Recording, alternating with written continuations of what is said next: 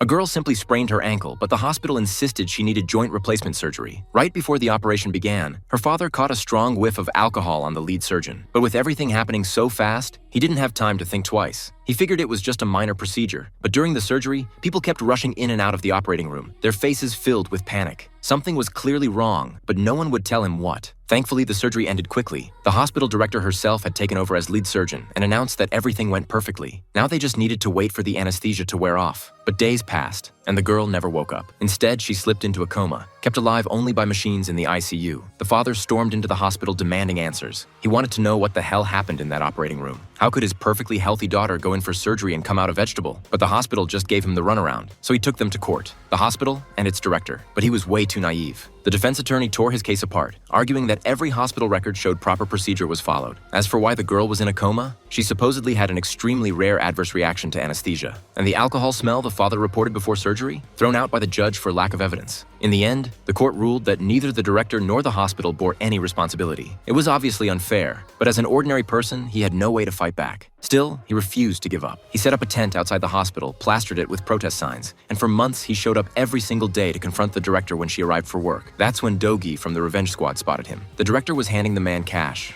putting on a show of kindness, but in reality, she was mocking him to his face. All he wanted was an apology and an explanation, but the hospital refused to admit any wrongdoing. By sheer coincidence, the same night Dogi saw him, the man noticed a flyer for the Revenge Squad. Deluxe taxi, revenge services. It sounded too good to be true, but with nothing left to lose, he made the call. Turns out he'd reached the right people. Dogi answered immediately and picked him up. The man told the squad everything that happened to his daughter. There was no question she was the victim, but who was the real culprit? The hospital? The director? Who exactly should they go after?